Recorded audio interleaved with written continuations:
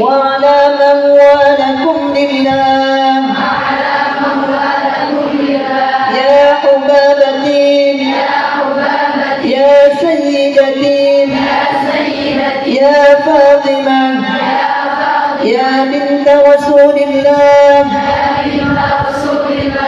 صلاة الله وسلامه الأتمان الأكملان على أبيك وأمك وعليك وعلى زوجك وعلى ابنيك وعلى من والكم لله. Al-Fatihah.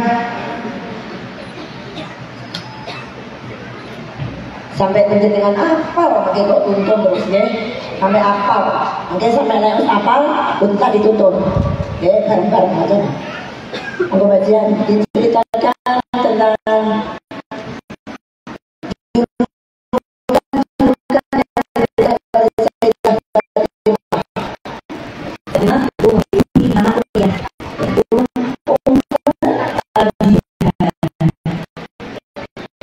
alasannya kenapa menjadi bukan karena saya itu selepas tinggal sedo oleh Sayyidah Khadijah, maka Sayyidah Fatimah itu memiliki posisi seperti ibu di keluarga Kanjeng Nabi, menggantikan posisi Sayyidah Khadijah dalam hal apapun, dalam hal rumah tangga beliau, yang memasakkan Kanjeng Nabi, yang Nabi, yang mengurusi rumah tangga Kanjeng Nabi, Sayyidah Fatimah niki. Maka beliau memiliki julukan Ummu Abiha, karena yang merawat Kanjeng Nabi Sayyidah Fatimah. Dan Sayyidah Fatimah memiliki lakop yang pertama Az-Zahra. Lakop Az-Zahra niki diambil dari kata Zahra, oke. Niki memiliki arti seseorang yang berkulit putih, wajahnya cerah dan bersih, lagi bercahaya. Nah, Kanjeng Nabi niku monten ya, memiliki kulit putih, wajahnya cerah, bersih dan bercahaya. Sedangkan Sayyidah Fatimah itu putri yang paling mirip dengan Kanjeng Nabi. Ada dua orang yang paling mirip dengan Kanjeng Nabi, yaitu Sayyidah Fatimah dan Sayyidina Hasan. Dua orang ini adalah orang yang memiliki kemiripan dengan Kanjeng Nabi. Kalau Sayyidah Fatimah itu nggak hanya milik wajahnya saja, nggak hanya milik perawatannya saja, tapi dari cara berjalan, cara duduk, cara berbicara, dan cara apapun itu paling mirip dengan Kanjeng Nabi. Kemudian ada lakop juga Al-Batul. Al-Batul itu artinya terputus. Maksudnya apa? Sayyidah Fatimah itu terputus dari dunia. Sayyidah Fatimah itu hidupnya itu digunakan untuk selalu beribadah pada Allah. Kita tahu bahwa Sayyidah Fatimah adalah seorang wanita yang tidak pernah haid. Jadi beliau selalu beribadah seperti laki-laki, tidak ada namanya libur. Libur sholat tidak ada. Bahkan beliau nifas pun hanya sedetik saja. Jadi beliau kayak tidak pernah nifas. Jadi setelah melahirkan bisa sholat. Jadi beliau ini benar-benar tahu tidak pernah terputus dari namanya sholat, terputus dari dunia sejatinya, dan beliau selalu beribadah pada Allah. Maka beliau diberi julukan Al-Batul, seorang wanita yang tidak pernah berhenti beribadah pada Allah. Itu tiga julukan yang sering sekali disematkan pada Sayyidah Fatimah.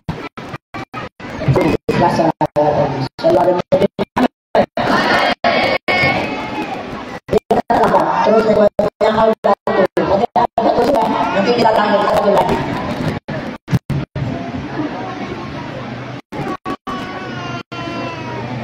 Sakuna fid dunya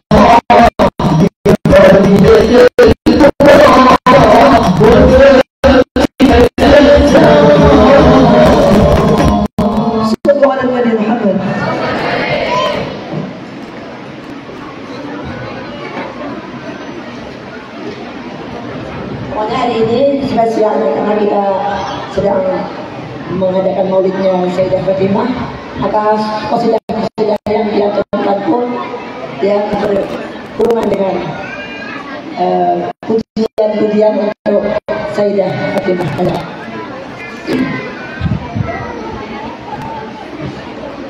Fatimah ya Fatimah. Yang meriah, yang meriah. Kan harus bawa bendera loh, aku nenek-nenek bawa bendera.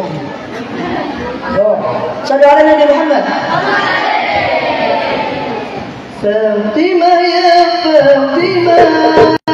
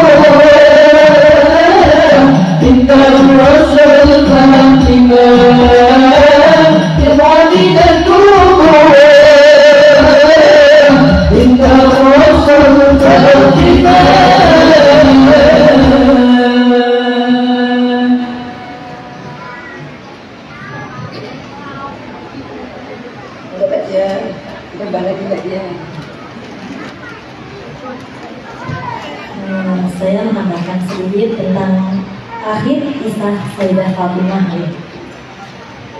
Sayyidah Fatimah ketika Kanjeng Nabi sudah mau wafat, Nabi sudah dalam keadaan sakit keras, sakit demam. Sayyidah Fatimah ditimbali oleh Kanjeng Nabi. Sayyidah Fatimah dibisiki. Sayyidah Fatimah menangis. Kemudian dibisiki lagi, dia tertawa.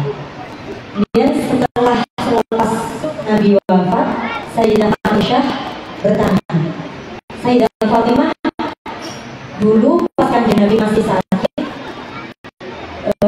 Anda dibisiki Kanjeng Nabi, kemudian menangis, terus dibisiki lagi, kok langsung tertawa? Kok bisa setelah menangis langsung tertawa? Nah, karena Nabi sudah wafat, Sayyidah Fatimah bisa bercerita. Bisikan pertama Kanjeng Nabi berkata padaku bahwa tahun ini Jibril turun memeriksa bacaanku 2 kali, biasanya hanya 1 kali. Berarti menandakan bahwa umur Kanjeng Nabi sudah tidak lama lagi akan pulang menghadap Allah. Itu nangis Sayyidah Fatimah, aku sabari aja di pundur. Kemudian dibisiki oleh Nabi, tapi tenang saja Fatimah, adikku yang pertama menyusulku adalah dirimu.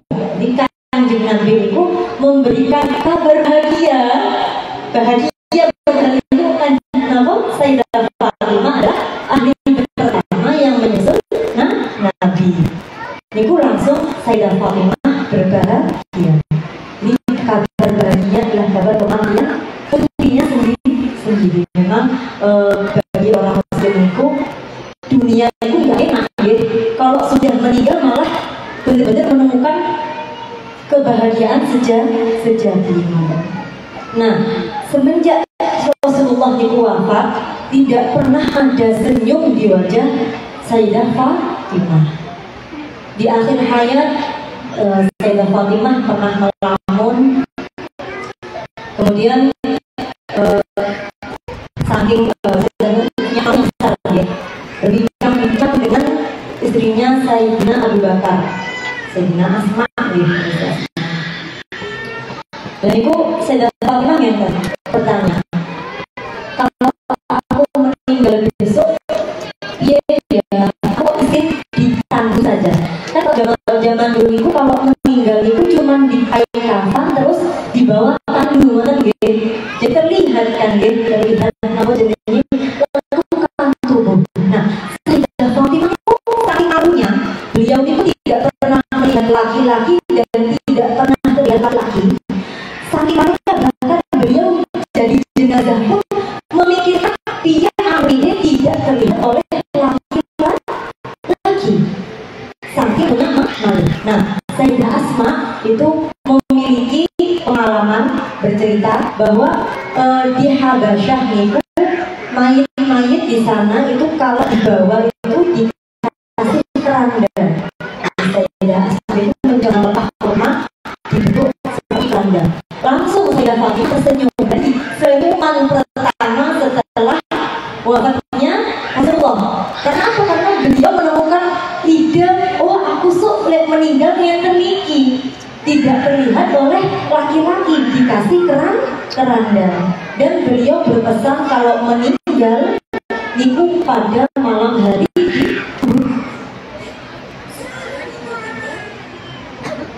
supaya tidak ada laki-laki yang melihat juga, sudah pakai keranda juga dikuburkan pada malam hari.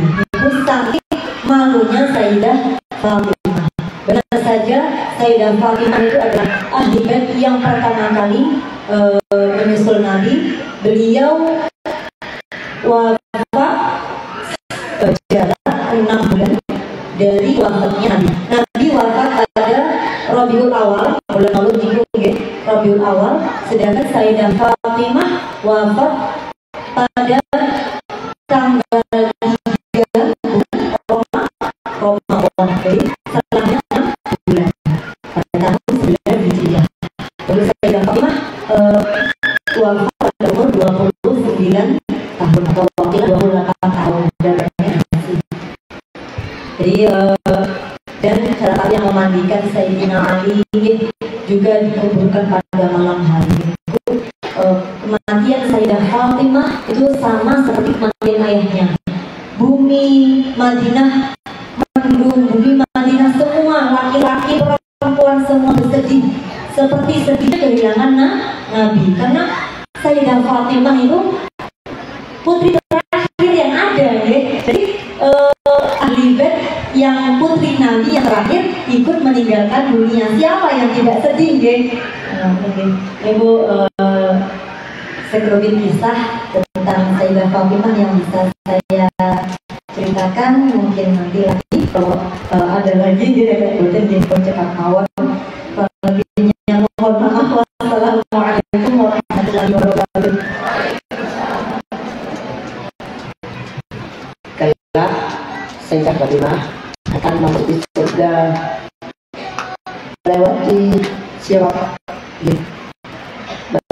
melewati sirat, dan dari besarnya rasa malu beliau yang beliau miliki sehingga pada saat beliau melewati sirat tersebut seluruh penduduk mahsyar diperintahkan oleh Allah untuk menundukkan pandangannya, untuk menundukkan kepalanya, bukan pandangannya dari Sayyidah Fatimah. Dan bersama beliau, beserta beliau, para rombongan wanita-wanita pendiri beliau, sinten niku wanita-wanita yang berkumpul dari Sayyidah Fatimah, yaitu para wanita yang menirukan, yang mengikuti jejak-jejak Sayyidah Fatimah. Semoga kita termasuk di dalamnya. Amin ya rabbal alamin. Walaupun orang yang tokoh awak dimiliki dia tetap berada dalam rombongan Sayyidah Fatimah, entah dimanapun. Ngerti lho, kula niku sering nuturi Mbak. Kula sering bayangkan umat Kanjeng Nabi ini Pak, sak dunia katai kabeh ngaku mahabbah Kanjeng Nabi iki lho. Kula termasuk aku mahabbah, ngaku cinta, ngaku remen dengan Kanjeng Nabi. Umat sak dunia kok jumlahnya ora iso ngitung. Gitu, kayak sok ngitung. Terus ngeten. Ana hadis sapa wonge sing paling kathah mau sholawat dhateng Kanjeng Nabi niku sing paling celak kali Kanjeng Nabi. Terus piye nek bayangne? Dekat dengan Kanjeng Nabi niku bayangne awake dhewe cara awake dhewe piye? Nek cara kula niki ngene. Saking ciumnya nyali dan ada di dalam hati ini kan besar dosa yang kita lakukan yang masih tapi jika nyali dikit tapi dengan ada hadis tersebut kira-kira hati ini. Jadi kan kalau nek bayangane itu lah yo tak bayang ngomong ngene lho sampeyan tak harus juga ini umi itu bawa umi itu bawa sampeyan berebut permen wae perjuangan umi lagi lagi sangat kira juga jadi saya bayangkan atau kita mengidolakan seseorang namanya uang itu lagi habis saya jadi uang saya ditanggal terus habis saya mengidolakan banyak sekali pasal itu nanti sing masuk akal ini sing foto ini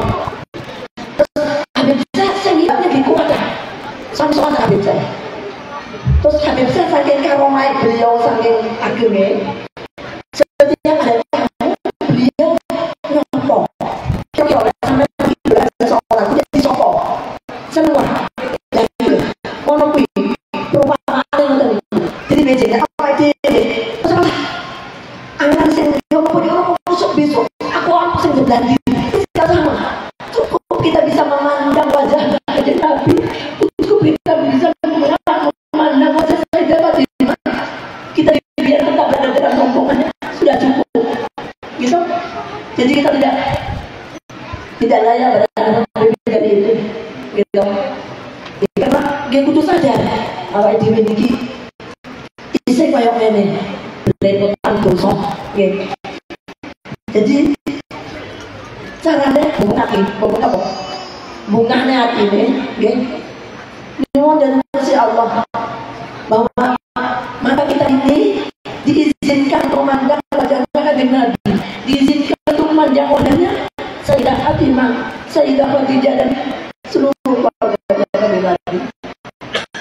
Itu mau dengan apa kita lakukan dengan kita bukan seperti ini.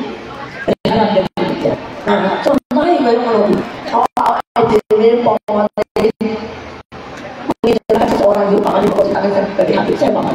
Terus disopok dan neo, dan neo senangin. Umpamanya kanjeng Nabi terus sopok, awakmu sing sholat pakai, awakmu sing baca Quran pakai, dan neo, gitu. Dan neo betul, dan neo balik kayak awal pun. Ini gitu lah, ya Allah, ampun mengantos apa jenenge patah semangatnya untuk bersemangat untuk bersolawat sebanyak-banyaknya supaya kita bisa menjadi orang yang beruntung bisa memandang wajahnya Nabi beserta keluarga berada dalam rombongan Sayyidah Fatimah. Kalau seorang yang lahir dalam rombongan Sayyidah Fatimah masih enggak jenenge